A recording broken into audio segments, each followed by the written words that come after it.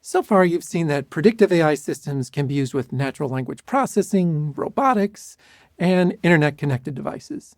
You can also use predictive AI to find patterns in your data. This is exactly the type of application where predictive AI does very well. You could train the system to work on a specific task.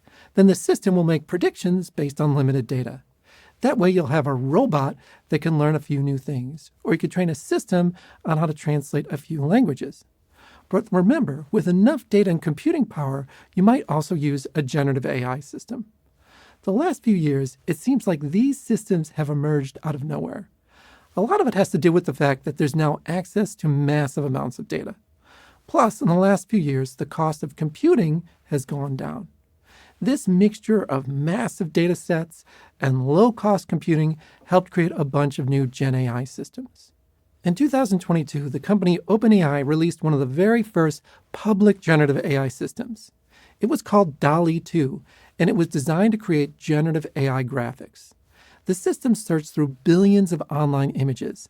It was able to see patterns in these images and generate something completely new. Many people were shocked that the system could create photorealistic images of astronauts riding horses or cats in flying saucers. This was possible due to having access to billions of photos, plus the ability to perform extensive, inexpensive computation.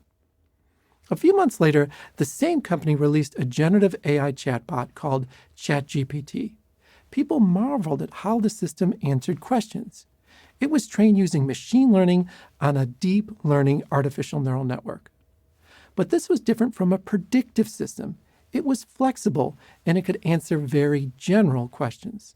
That's because it trained on trillions of connections between words. It gathered all the information that it could find online. It looked through the text of books, social media posts, news sites, and informational sites like Reddit. It looked through so much more data than what you'd get from a traditional predictive AI chatbot. In fact, it's still being disputed whether it could legally look through all this information.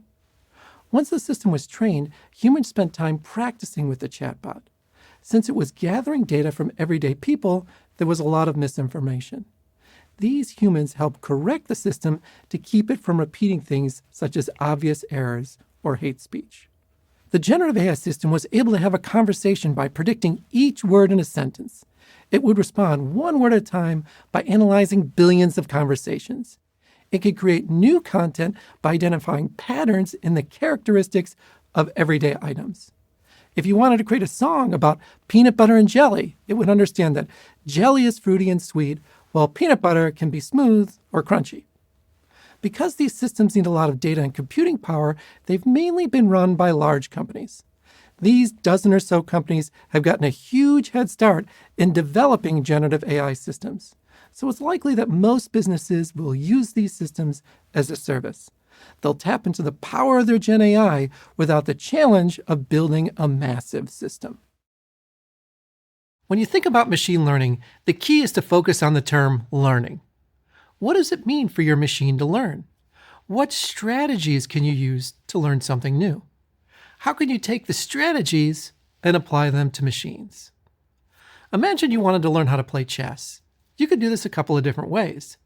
You could hire a chess tutor, and they would introduce you to some of the different chess pieces. Then they'd show you how to move them around the board. You could practice by playing against your tutor. Then they would supervise your moves and help you when you made a mistake. If you couldn't find a tutor, you could also go to public parks. There you'd watch people play. You couldn't ask them questions, you'd just quietly watch and learn. You'd have to figure out chess just by watching the games on your own. If you did this long enough, you'd probably understand the game. You might not know the names of the chess pieces, but you'd understand the moves and strategies after hundreds of hours of observation. These two strategies are very similar to how a machine learns. The system could do something called supervised learning. Here, a data scientist acts like a tutor for the machine. They show the machine the correct answers and then let the system train itself to get better at the game.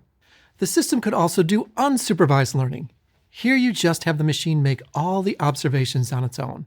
The system might not know all the different names and labels, but it'll figure out their way to learn from the data. As you can imagine, these two approaches have their own strengths and weaknesses. For supervised learning, the system needs to have a knowledgeable tutor. There must be someone that knows a lot about chess that can show the system how to play the game. With unsupervised learning, the system needs to have access to a lot of data. That's the only way to see the patterns. The system might not be able to go to a public park and watch hundreds of people play. It also depends a little bit on who it watches. You need it to watch people who are good players.